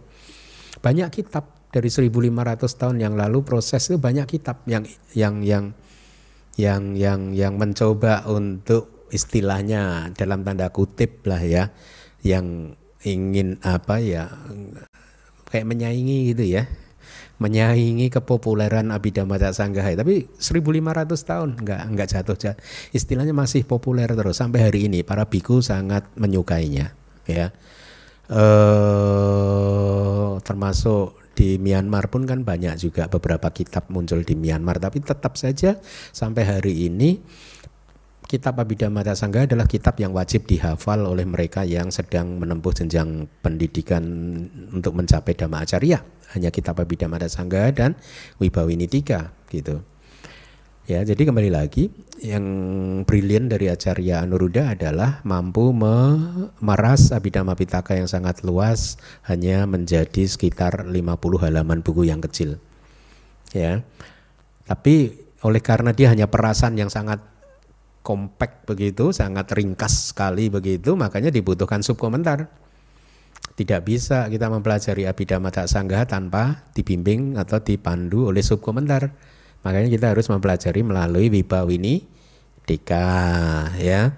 Saya sih berencana nanti setelah selesai buku manual Abhidhamma yang sampai ke 9, saya akan terjemahkan karya monumental atau fenomenal dari Ledi Sayadaw juga, yaitu Paramattadipani. Itu juga fenomenal buku itu, menarik. Saya sudah membaca sebagian, tetap buat saya menarik. Hanya saja karena buku ini sangat istilahnya, kalau dibaca oleh seseorang yang tidak pernah belajar Abhidhamma seperti Anda saat ini akan terlalu berbahaya. Jadi ini ada bahayanya buku ini. Saya juga kadang berpikir saya terjemahkan enggak ya Paramattadipani ini. Karena kalau enggak, kalau dibaca orang yang enggak pernah belajar secara benar akan disalah tafsirkan. Itu harus ada guru. Paramattadipani ini nggak boleh belajar sendiri, atau bahkan tidak boleh langsung baca Paramattadipani tanpa belajar terlebih dahulu Abhidhamma Sanggaha dan penjelasan dari Vibhawinidika, ya, atau sebelum membaca manual Abhidhamma nggak boleh. Karena terlalu berbahaya, ya, terlalu berbahaya. Kenapa? Karena Ledi Sayadaw men-challenge Vibhawinidika. Ya, kalau orang yang pengetahuannya tidak komprehensif, tidak lengkap, dia akan terbawa arus. Saya saja kan mengquote buku Paramattadipani kan nggak banyak kan, itu pun yang inline kan. Saya katakan yang inline dengan Vibhawinidika kan. Yang kontradiksi juga ada gitu, ada beberapa gitu. Yang membuat kadang saya berpikir ini kalau saya terjemahkan nanti jangan-jangan sadanya umat malah rusak ini. Tetapi demi ilmu kan harus diterjemahkan.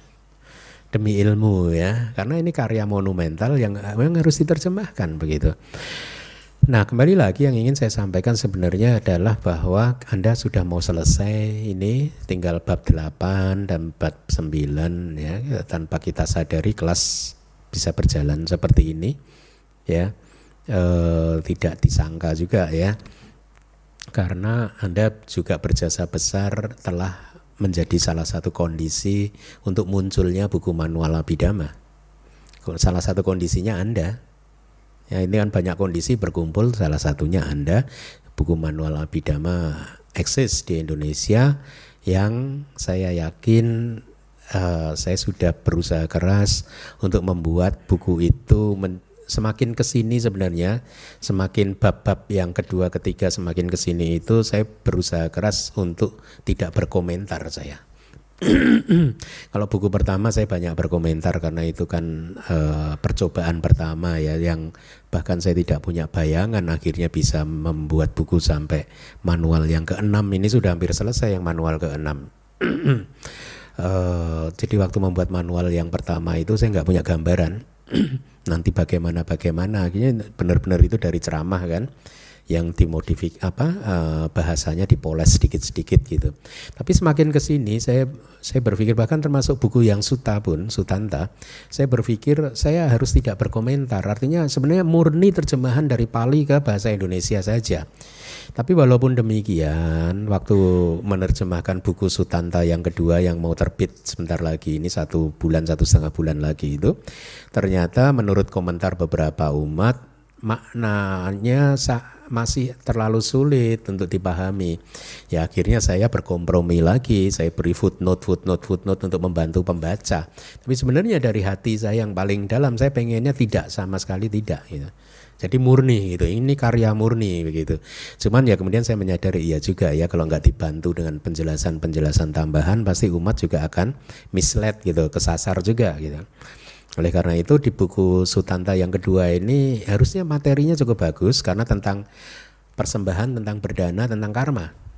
Itu buku yang bagus harusnya. Memang sulit dan mereka yang nggak paham Abhidhamma pasti akan kesulitan membaca buku Sutanta yang kedua ini. Karena penjelasan dari kitab komentar dan subkomentarnya itu sangat Abhidhamma sekali. Sangat Abhidhamma sekali gitu. Nah, saya menyampaikan hal ini untuk mengencourage Anda juga, atau mereka juga yang nanti mendengarkan ceramah di YouTube, bahwa Abhidhamma itu boleh dikatakan mutlak loh untuk dipahami. Mutlak loh. Karena kalau nggak paham Abhidhamma akhirnya nggak bisa memahami kitab komentar. Begitu nggak bisa paham Abhidhamma, nggak bisa paham kitab komentar, akhirnya ditolak semuanya, baca Sutta Pitaka saja. Baca Sutta Pitaka tanpa komentar juga susah. Kan susah kan? Gitu. Yang seperti saya sudah sampaikan di kelas hari Minggu itu, dari semua sutta yang sudah saya sampaikan di YouTube, yang sudah ada di YouTube, coba Anda renungkan bagaimana kalau penceramah dhamma membabarkan sutta tersebut tanpa kata-kata atau tanpa penjelasan dari kitab komentar dan subkomentar. Akan bisa. Makanya kita harus bersyukur bahwa kita semua mendapatkan kesempatan untuk mempelajari Tripitaka dengan benar gitu ya. Nah, jadi Abhidhamma itu penting sekali, ya. Jangan dipisah-pisah karena di Indonesia itu kadang dulu saya sering kayak dikotomikan, ini sutta, ini Abhidhamma, ini adalah dua entitas yang berbeda. Enggak, ini satu gitu. Ya toh? Di Indonesia banyak loh di luaran sana itu yang memisahkan ini Abhidhamma dan ini sutta, beda. Dua wujud yang berbeda, yang terpisah gitu. Enggak, ini jadi satu. Bahkan saya sering mengatakan kan Abhidhamma itu shortcut untuk memahami ajaran Buddha. Setuju nggak sih? Setuju ya? Setelah 3,5 tahun setuju ya? Kata-kata saya 3,5 tahun lalu terbukti ya? Kalau Bhante Wisuda malah membuat bold statement, lebih bold lagi. Beliau mengatakan Abhidhamma adalah ringkasan Tripitaka. Saya waktu mendengar itu pendengar pertama kali dan saya senang mendengarnya. Senang itu bukan apa-apa, senang karena how true it was. Kalimat itu benar gitu. Itu yang saya senang, bukan wah senang karena saya paham Abhidhamma sekarang dikatakan Bhante Wisuda ini ringkang. Bukan. Saya mengatakan bahwa itu benar kalimat itu. Makanya saya rejoice gitu. Itu ringkasan dari Tripitaka. Anda bisa memahami nggak kalimat itu? Karena setelah 3,5 tahun Anda belajar Abhidhamma Sanggaha, lihat pemahaman Anda tentang Dharma makin kokoh kan ya, teoritisnya ya. Bahkan yang sudah paham Abhidhamma, kalau saya membabarkan sutta, kok rasanya agak kurang ya Bante, kurang manis nih Bante, gitu kali ya. Kok ngambang ya Bante? Ya ngambang karena kalau Anda udah paham Abhidhamma pasti merasakan bahwa bahasa sutta itu ngambang. Setuju? Setuju ya? Ngambang. Akurasinya nggak terjaga. Dengan segala hormat saya kepada Sutta Pitaka dan Atthakatha dan Tika ya, saya hormat ya, tetapi saya hanya ingin memotivasi Anda dan yang di luar sana nanti bahwa buat kalau Anda paham Abhidhamma pasti Anda akan merasakan Sutta Pitaka lebih manis lagi, lebih dalam lagi. Makanya saya kan dulu waktu ditanya oleh umat dari luar negeri, ditanya atau dia membuat statement, penanyanya itu membuat statement bahwa menurut dia nggak perlu belajar Abhidhamma gitu. Lalu saya ingat terus itu kalimatnya Sayadaw itu, if you don't understand Abhidhamma, then how do you understand sutta? Saya ingat terus itu. Kemudian kalimat kedua, even if you were to understand sutta, how deep you understand sutta without Abhidhamma? Gitu. Itu saya ingat terus, kalimat itu terngiang-ngiang padahal udah 15 tahun lebih kan. Karena waktu itu saya kayak mendengar Bhante Wisuda tadi gitu, waktu mengatakan ini ringkasan dari Tripitaka gitu ya. Dan waktu saya mengatakan begitu, saya juga sedikit banyak memahami, iya meskipun waktu itu saya masih pelajar ya, tapi saya sudah mulai agak bisa merasakan, iya juga ya belajar sutta tanpa Abhidhamma susah ya. Karena di Myanmar itu kan sutta diajarkan sesuai kitab komentar kan. Ya kayak Anda belajar di hari Minggu dengan saya itu kan, kira-kira kan Anda udah mulai berpikir, ya juga ya belajar sutta tanpa Abhidhamma nggak bisa juga ya, kan udah mulai berpikir gitu kan ya, karena kitab komentar kayak begitu itu kan. Nah jadi kembali lagi, teruslah berjuang. Kalau kita punya karma baik yang cukup lagi, nanti setelah ini kita akan belajar Dhammasanggani dan seterusnya. Kemudian juga kita belajar itu Paramattadipani. Terus juga saya juga berbahagia karena kita ada kelas bahasa Pali juga. Saya berharap nanti di masa depan ada ahli-ahli kitab yang muncul lagi gitu ya. Kenapa? Untuk bisa menjadi ahli kitab Tripitaka maksud saya ya. Pengetahuan wajib yang harus dimiliki persyaratannya adalah satu, tidak cukup hanya memahami bahasa Pali saja, tidak cukup. Dia harus paham Abhidhamma. Paham. Alasannya jelas, kalau Anda hanya paham bahasa Pali, tapi Anda nggak paham Abhidhamma, nanti pada saat Anda harus menerjemahkan kitab komentar dan subkomentar, Anda akan kesulitan. Jadi Anda bisa baca, tapi Anda nggak bisa paham. Kenapa? Karena banyak sekali kitab komentar dan subkomentar yang dijelaskan sesuai dengan Abhidhamma, ya. Makanya dua syarat itu mutlak, paham bahasa Pali dan juga paham Abhidhamma. Kalau Anda ingin jadi scholars maksud saya, ya ilmuwan Buddhis gitu yang nanti bisa menerjemahkan, bisa ini, itu syaratnya dua, bahasa Pali dan Abhidhamma. Tidak bisa ditolak salah satunya, nggak bisa. Kalau nggak paham Abhidhamma hanya bisa Pali, masa nggak bisa nerjemahin, akan sulit juga. Saya sering mengilustrasikannya seperti katakanlah Anda membaca bukunya Stephen Hawking tentang Big Bang, tentang tentang waktu yang ditulis Stephen Hawking itu. Ada kan tentang waktu itu ditulis, tentang black holes. Anda bisa kan bacanya? Bisa nggak? Bisa dong, orang ABC juga kok. Bisa ya? Tapi paham? Nggak paham juga, itu bisa baca tapi nggak paham juga. Kira-kira begitu ilustrasinya. Akan sulit. Kemudian bisa jadi jadi keliru menerjemahkan. Ya, itu agak sensitif jadinya kan. Karena tidak paham itu jadi menerjemahkannya keliru. Itu paling tidak saya selama proses menerjemahkan kitab sampai hari ini,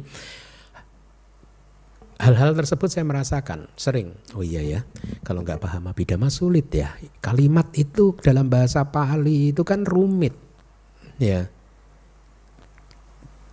Kalau sering saya bertemu dengan satu struktur kalimat, apabila mereka yang menerjemahkan ini tidak paham Abhidhamma, pasti akan menerjemahkannya secara keliru. Saya beberapa kali diskusi sama Bante Wisuda, ya Bante coba, kayak kata ini aja Bante. Ini kalau mereka nggak paham kan keliru ini Bante. Gitu. Ya makanya benar sih, harus benar-benar seorang yang mengetahui pengetahuan komprehensif sih. Kayak misalkan dokter aja, saya sebelum mengajarkan ilmu kedokteran harus kuliah dulu kan. Jadi Anda juga di sini Anda kuliah gitu, secara komprehensif Anda belajar sehingga nanti Anda paham. Nah itu kesulitan-kesulitannya, makanya tetapi walaupun demikian saya merasa senang karena di DBS ini harusnya sudah cukup lengkap ya, ada pelajaran Pali. Makanya saya berharap nanti di masa depan ada ahli-ahli dari yang bisa membantu menerjemahkan kitab-kitab itu, karena keyakinan saya agama ini akan kokoh kalau kitab-kitab itu tadi sudah diterjemahkan langsung dari bahasa Pali ke bahasa Indonesia. Agama Buddha akan kokoh kalau itu sudah diterjemahkan semua. Kata-kata tiga sudah diterjemahkan.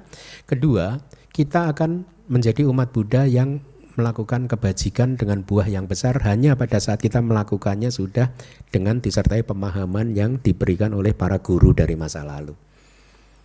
Ya, kalau kita semua senang lah dengan kebajikan, tapi belum tentu loh kebajikan kita ini buahnya besar. Bisa jadi kebajikan kita buahnya kecil loh. Ya, kenapa? Karena kita nggak tahu. Bukan karena apa sih? Karena kadang tidak tahu. Karena kita tidak tahu, maka kebajikan yang nilainya besar tapi buahnya kecil. Karena kita tidak tahu caranya dengan baik. Nah, kenapa tidak tahu? Karena kitabnya belum dibuka. Logikanya begitu. Kitabnya belum dibuka semua. Di Indonesia ini kan saya sering mengatakan kan dulu waktu pulang ke Indonesia itu saya agak pertama kali pulang, saya ngajar apa ini di Indonesia nih? Gimana ini ngajarnya ini? Nah, kembali lagi demi agama supaya kokoh dan demi semuanya yang memeluk agama ajaran Buddha ini supaya kebajikannya berbuah besar, maka menurut saya kitab-kitab ini harus diterjemahkan, ya, supaya Anda punya pengetahuan yang lengkap tentang ajaran Buddha, lengkap dan benar, ya, lengkap dan benar gitu. Terus kalau kitab ini sudah diterjemahkan nggak akan ada perdebatan, percaya nggak sama saya? Kenapa misalkan ada orang yang suka berdebat tentang Tripitaka? Coba Anda renungkan. Kenapa ada perdebatan? Karena apa? Hah? Karena apa? Karena perspektifnya berbeda-beda bagus. Makanya perdebatan terjadi. Sekarang pertanyaannya, kenapa perspektifnya berbeda-beda? Karena sumbernya enggak ada. Anda udah paham. Karena kata-kata dan tikanya enggak ada. Kalau kitab komentar dan subkomentar ini sudah diterjemahkan ke bahasa Indonesia, kira-kira ada perdebatan enggak? Enggak ada. Itu yang terjadi saya dengan teman-teman saya di luar sana. Enggak pernah berdebat tentang Dharma. Diskusinya itu hanya masalah, loh Bante harusnya kan ini menerjemahkannya begini ya. Kan bukan begitu, hanya begitu. Tapi kita sama-sama membangun, oh iya ya, ini harusnya begini. Atau enggak sih Bante harusnya tetap begini sih, bukan begini. Ya gitu aja, sudah selesai, enggak berdebat lebih lanjut. Kalau di sini kan berdebatnya sama sangkapa, pikiran benar. Yang satu menjawab apa tadi, nekama sangkapa, biya pada sangkapa, wihimsa. Enggak gitu. Menurut yang saya dengar sama sangkapa ada 5. Akhirnya terjadi perdebatan karena dataran berpijaknya, berdirinya beda. Masing-masing bermain dengan komentarnya sendiri. Nah ini makanya sering saya katakan kan, mereka yang menolak kitab komentar adalah mereka yang kok tidak konsisten dengan prinsip mereka sendiri. Kenapa? Karena di satu sisi mereka menolak kitab komentar, di sisi yang lain dia setuju dengan komentarnya dia sendiri. Gitu. Nah makanya tidak ada perdebatan, makanya akan ada kemajuan spiritual dari masing-masing kita gitu. Nah makanya kembali lagi kitab-kitab ini harus diterjemahkan, ya. Tapi untuk bisa selesai menerjemahkan semua kitab ini kerja tim sih, tim besar sih. Di Myanmar semua kitab sudah diterjemahkan, tapi itu memakan proses lebih dari 1000 tahun. Makanya kalau saya mengatakan kondisi kita ini untuk bisa menyamai itu mungkin juga butuh proses 1000 tahun, bayangkan. Tidak berlebihan loh kalau saya mengatakan mungkin 1000 tahun lagi baru seperti itu gitu. Enggak berlebihan loh. Karena kalau satu orang saja katakanlah saya hidup 20-30 tahun lagi, berapa buku lagi yang saya bisa produksi? Enggak banyak, hanya satu buku itu hanya terdiri dari 3-4 suta. Setahun hanya 2 buku 8 suta. Lalu suta itu ribuan. Saya juga nggak mungkin dong 20-30 tahun nerjemahin terus, enak aja. Nanti Anda yang meneruskan gitu. Jadi lihat, terus setelah itu siapa lagi yang bisa melanjutkan proyek itu? Belum tentu dalam 10-20 tahun ada lagi misalkan. Atau kalau fatal malah 100 tahun nggak ada lagi. Nunggu 100 tahun kedua, akhirnya sampai 1000 tahun loh. Ya, jadi tidak berlebihan kalau saya katakan untuk bisa menuju ke arah situ kita membutuhkan waktu 1000 tahun, katakanlah begitu ya. Itu hanya for the sake of, ya untuk ini aja, untuk bicara aja. Jadi Anda bersyukur karena tidak mudah untuk mendapat kesempatan seperti ini ya, mempelajari Tripitaka dan sesuai dengan kitab komentar dan subkomentarnya. Maka pesan saya kepada Anda atas semua yang sudah dipelajari dan buku-buku yang sudah terbit, pelajari dengan baik ya. Sayang kalau enggak ya, karena kehidupan ini sangat berharga. Kalau Anda tidak mengalami kemajuan apapun, rugi loh. Untuk dapat seperti ini lagi yang susah ya. Artinya dengan kata lain, meskipun sulit untuk memahami nggak apa-apa ya. Ingat cerita kelelawar kan? Ingat, itu jadi motivasi Anda itu juga jadi motivasi saya kok. Saya sering mengatakan kan, di masa-masa awal belajar Anda bayangkan ya, saya ini kan masuk ke Myanmar nol kan, nggak paham apa-apa. Jadi artinya pasti saya sudah melewati proses-proses di mana saya berada dalam situasi yang sulit. Pasti dong ya, untuk mempelajari itu. Tapi saya ingat persis dalam perjalanan saya itu saya sering memotivasi diri saya sendiri gitu. Sehingga akhirnya saya tetap teguh begitu. Untuk saya apapun yang diajarkan saya harus kuasai gitu. Nah, Anda harus begitu. Ya, makanya dulu misalkan yang paling sederhana, karena mungkin Anda juga ada mengalami hal yang sama yang akan saya ceritakan, misalkan ini benar nggak sih ini ajaran Buddha, kayaknya ini bukan. Anda ada yang pernah berpikir begitu? Anda? Hah? Kalau Anda ragu, cara memotivasinya saya beritahu.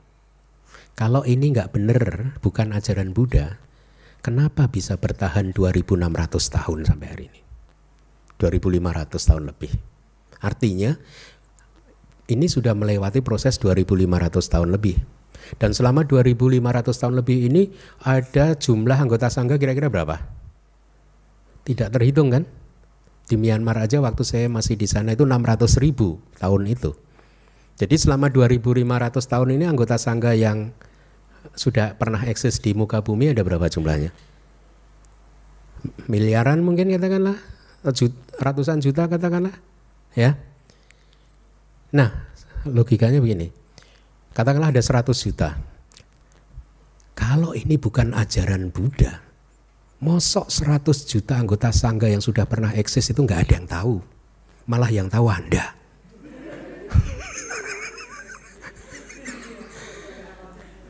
Benar nggak? Hah? Masa malah orang Indonesia yang tahu? Hah? Yang ke wihara jarang. Logika sederhana. Itu dulu saya memompa saya begitu. Saya memompa diri saya sendiri begitu. Kalau Buddha ini nggak tercerahkan, saya kan sangat mengagumi guru saya. Kalau Buddha ini bukan manusia yang hebat, lalu kenapa bisa guru saya yang saya kagumi ini begitu menghormati Buddha? Awal-awal dulu ya. Sebelum punya pengetahuan dan pengalaman banyak gitu kan. Kenapa guru yang saya hormati ini hormat pada Buddha? Pasti Buddha ini hebat gitu. Nah, gitu awal-awal dulu gitu. Jadi kita harus memompa diri kita sendiri begitu. Sayang sih kehidupan sebagai manusia kalau berlalu begitu saja tanpa pernah berkembang. Pariyati Anda. Ya. Tetapi kan tujuannya pati-pati. Iya, pati-pati itu fondasinya pariyati. Ya. Jadi begitu, teruslah bersemangat untuk belajar ya. Karena kan ada yang mengatakan begini juga, nggak perlulah belajar terlalu detail begitu, kenapa sih harus begini begitu. Ada dari dulu itu selalu ada yang begitu kan gitu. Kalau ada yang bertanya kepada saya, biasanya saya jawab, memangnya belajar jelek? Kan belajar itu juga satu kebajikan. Jadi Anda mendengarkan dhamma 2 jam begini, Anda mengumpulkan kebajikan loh. Kenapa harus dihindari? Ya, dengan mengatakan nggak perlulah belajar begitu loh. Itu kebajikan loh. Nggak perlu belajar asal setiap hari Sabtu jam 7 sampai jam 9 Anda meditasi. Boleh. Nggak usah ke DPS untuk mendengarkan ini. Tapi kalau jam 7 sampai jam 9 nonton sinetron. Ya mending ke DPS, jauh lebih berharga. Ini kebajikan yang buahnya bisa besar loh. Buah besar itu kayak apa sih? Siapa tahu ya di kelahiran depan karena kebajikan ini yang Anda dengarkan di kehidupan yang sekarang berbuah. Anda tiba-tiba alarmnya berbunyi umur 20 pengen jadi biku atau seyale, dan setelah 1 tahun mencapai jana, itu buah besar. Itu buahnya besar. Atau sekarang bahkan berbuah besarnya Anda bisa mencapai jana, maga, pala. Kan perlu kondisi. Ya, kondisinya harus besar. Mosok mencapai jana kondisinya nonton sinetron. Mana bisa nonton sinetron. Kondisinya nggak sesuai ya. Jadi nggak ada ruginya ya, karena ini adalah kebajikan. Jadi belajar yang begini itu pasti ini adalah perbuatan baik yang semoga berbuah besar. Baik, jadi saya hanya mengisi waktu supaya tetap sampai jam 9. Ya, udah jam 9 kita cukupkan. Terima kasih. Mari kita tutup kelas ini, ikuti saya. Idang me punyang asawa kaya wahang hotu idang me punyang nibbanasa pacayo hotu mama punya bagang sabasatanang pacemi te sape me samang punya bagang la bantu sadu.